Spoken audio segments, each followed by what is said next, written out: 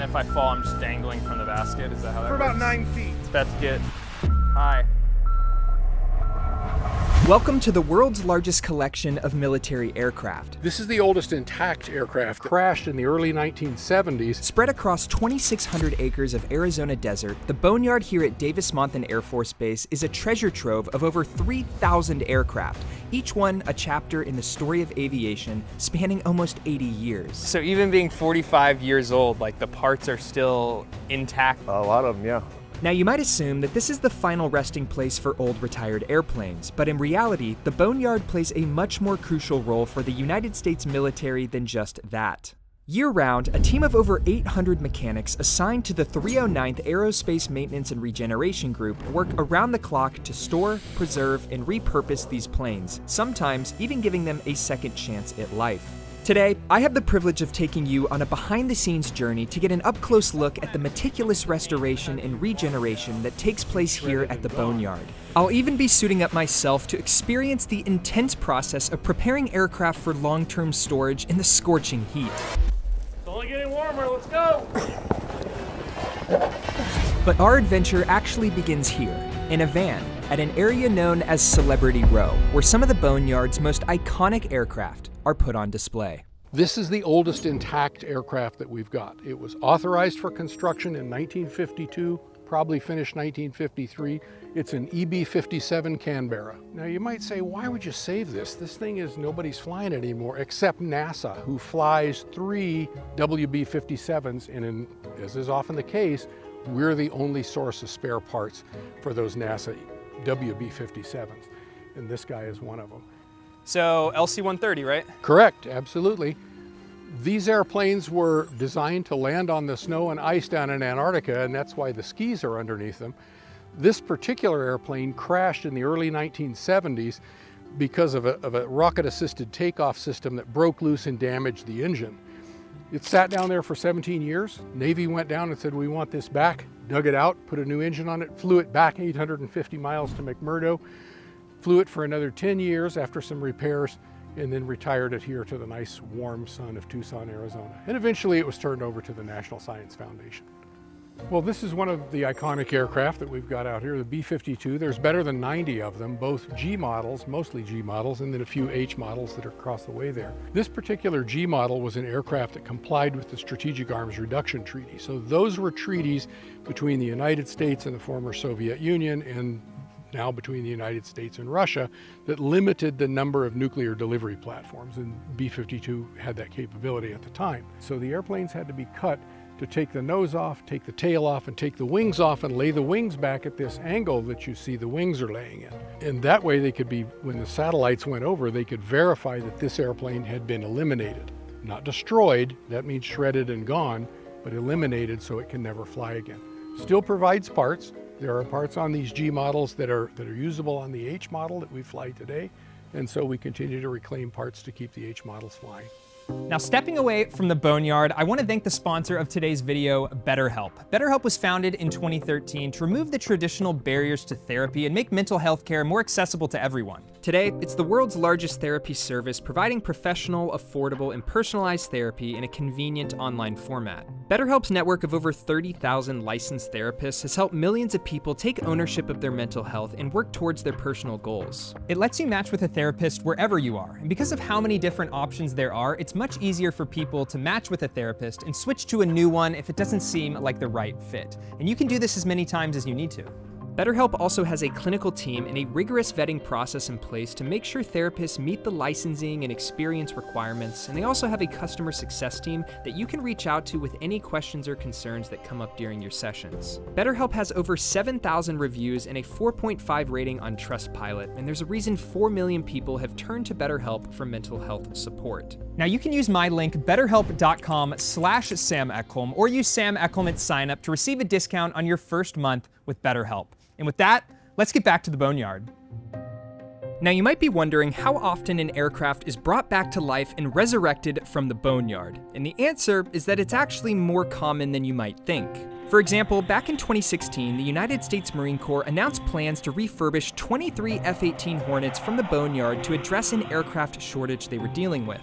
More recently, in 2020, a 55-year-old B-52 Stratofortress was also pulled from the Boneyard and brought back to flying status over a nearly year-long restoration process. And then in 2023, a B-1 bomber was also regenerated in just 64 days. Okay, so it's gonna go on just like a regular, any other harness. And if I fall, I'm just dangling from the basket. Is that how that For works? about 9 feet. Yeah. This view's about to be insane. Just don't think about it. Just think you're on a... I'm not thinking about it. I'm just kidding. I'm only thinking about it, to be honest. Right now, I'm 80 feet high, standing above the tail of one of my all-time favorite aircraft, the C-5 Galaxy.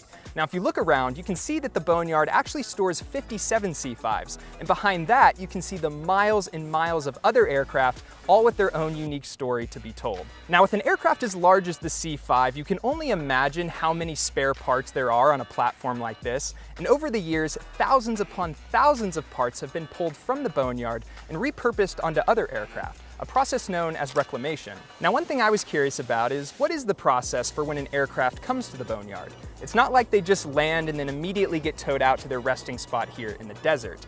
In reality, there's actually a step-by-step process for preparing an aircraft for long-term storage. And that is exactly what we're gonna check out next. Light on, fuel breaker in. So this aircraft actually arrived Thursday of last week. The aircrew brought it in from Travis. So the first step in our process is the flush farm. That's where the aircraft is right now. That's the first step in the process. We took off the JP8. We put on 1010 preservative oil. It is now ready to go in what we call a preservation run. So then we'll run the engines. We'll run it for about 5 minutes each engine so everything gets preserved. And that way then that preservation process is over at that point. So something I didn't know is you guys are all civilians or contractors, but you're qualified to know how to run the engines on how many different aircraft? Right now we have about 6 different airframes that are coming in on a regular basis. But there's guys out here like Mr. Lovejoy, myself, and another guy inside 15 to 18. Wow.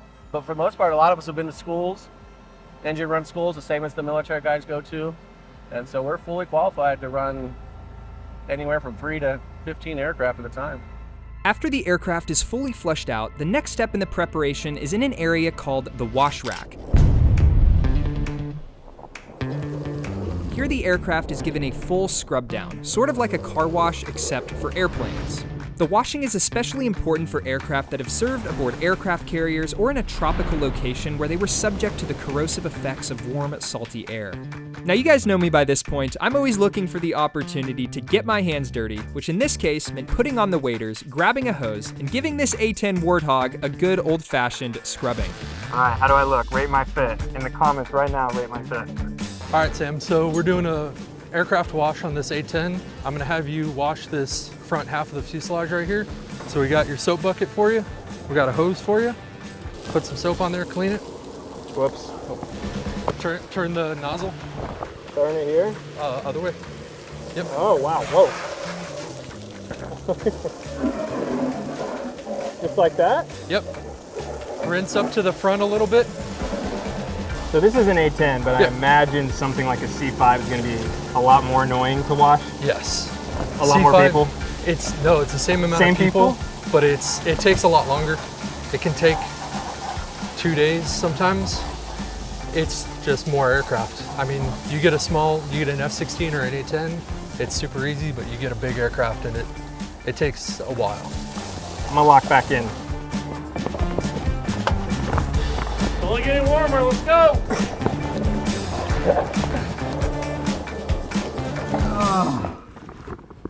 All right, wash complete. Let's see what's next. The next step is to seal the aircraft from dust, sunlight, and high temperatures. This is done through a two-step process. The first layer is made using a black spray that seals off the aircraft, and the second is made using a white coating to help reflect the sunlight and keep the aircraft at a much more reasonable temperature, usually within 15 degrees of the outside ambient air. So normally this is the 7-barrel Gallade Avenger. Everyone knows it's iconic on the A10. You guys covered it up with this cardboard. Why is that? So we don't want any insects or bugs to get inside here. We don't want any birds because we don't want any damage to this gun in any way, shape, or form. Whether it's weather with rust or any kind of corrosion in that aspect, Or if a bird's sitting on it and there's droppings, and we don't want any corrosion in that way, or any insects to get inside.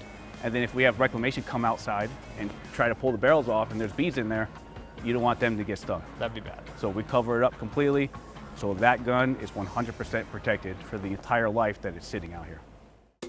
So what you're gonna do is you're gonna spray it in a horizontal pattern first, side to side, Side to side, and then we're gonna do a vertical, up and down. up and down. So when you go to squeeze the trigger, you're gonna wanna squeeze nice and slow so you start seeing your texture pattern. You can get a little bit closer. Right here? Mm-hmm. Okay. Start spraying it. No, you can't spray all gung-ho. Let's see. That was bad. Really, it was spraying fine earlier. This is embarrassing. There we go. There. I see, okay. There you go, now you're getting a good texture. That's what you want right there. It's crazy, it's like it's slight press and it just like whoosh. Yeah, so It's that actually was very a precise. booger that got stuck and Yeah, then it and then gave it away just and then it blew. you got all that influx of paint behind it. Nice even strokes.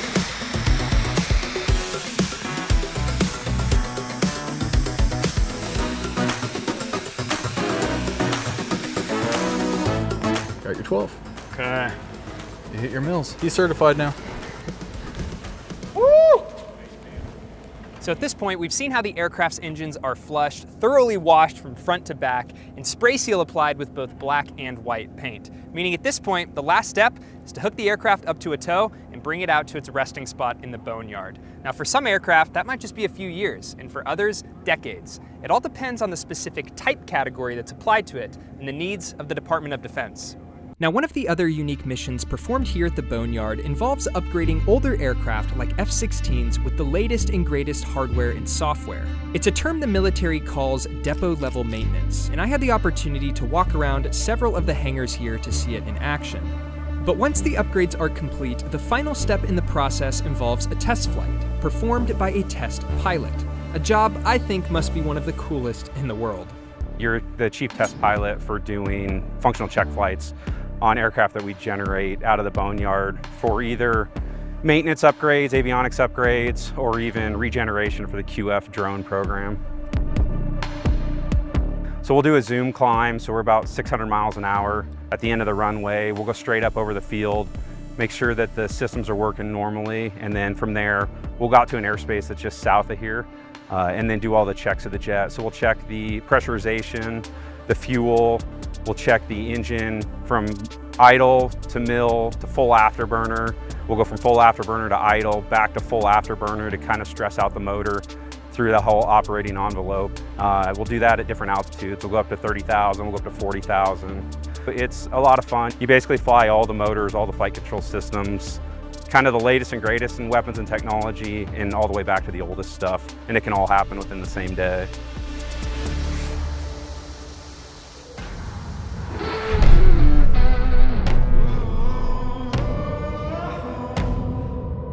We've reclaimed over 9,000 parts off of these aircraft, and this is very significant because once we submit those back into the supply system, those parts are used to make aircraft that are currently grounded flyable again. All right, Scott, so what are we looking at here and what are you guys doing? Well, looking at an F-15C model, we got an order for the main fuel line, and we're going to pull one from each side. And are these then gonna go where, like a current F-15 flying? Is that the end goal? Yeah, either an actual, we do warfighter support where it goes directly to an aircraft that's, say, deployed downrange somewhere, or it can go to the depot where they do the heavy maintenance. If there's none in supply, that's where we come in, and we come out here to our parts warehouse and grab one. Some of these parts can only be found here at AMARG due to diminished manufacturing sources or production lines that are no longer in existence. So even being 45 years old, like the parts are still intact and can be reused and put on another airplane? A lot of them, yeah. Not everything is compatible with the newer F-15, like say, Strike Eagle, but a lot of them are common. Once the aircraft parts have been successfully pulled from the old frames, they then move to an area known as the reclamation line. Here the parts are processed, sorted, and cleaned before being packaged up and shipped out the door. So if you had to put a price on all of the parts that come in each year, do you have a number? Oh yes, I do. What is it? Last year, FY23 was $454 million with an M, $million. Wow. And that was over 9,000 parts. We're projecting in 2024 probably going to hit 10,000 parts, and we don't know how much that's going to tally out to. So what if the part's too big? Because this works well with this size part, but I imagine parts get a lot bigger. What do you do? Two different places where we bring the parts in. If it's a huge part, it goes to the wash rack. People who've seen the aircraft wash, parts are washed there as well. Then it's forklifted over to the wood mill, where they build a crate for it. And then the crates are brought to the end of this facility, so the small parts and the large parts go out on the same trucks. At this point, after our verify, tag, inspect, the part comes down the line. We base it off priorities, so our priority bins filter down that line down there. Our other ones filter down this line this way. And then it comes through here. Our work lead over in that direction actually filters the bins out, as you can see here. He filters them through each packer. They get the parts, they begin packing, get everything situated, and then it moves on to ship. All right, so once the parts get packed, everything comes to our shipping portion. This is the last step of the game. We have our small package carriers that come and pick up every day, UPS, FedEx. 87% we meet for our small package, same day pack, same day ship. All of our larger items that get packed from wood mill get staged here. Those go out the door as well. So what happens if you have a super large part? Like, will you ever have an Air Force C-17 or like a C-5 come and take them? Sometimes we have. We have fixtures that get cut where we put on AMC jets, C-17, C-5s, so we stage those. Those will get staged here typically, so yes. And this is the last stage, so after this they go out to their active duty base or guard or unit to be installed on an aircraft and yes, keep flying for the next decade. Hopefully. So. You know, the one thing I keep thinking about after spending the day here at the Boneyard is how much I wish these aircraft could speak. I know, it sounds weird, but just imagine the stories they could tell of their decades of service flying missions all around the world. It'd be pretty incredible, and it's a conversation I wish I could have. But what is so special and so vital is the work being done here by the 309th AMARG to ensure that these aircraft don't go forgotten and can continue to be reused and repurposed depending on whatever decision ultimately is made. Well, that's pretty much it from here at the Davis-Monthan Boneyard. I hope you learned something new, and I'll catch you next time.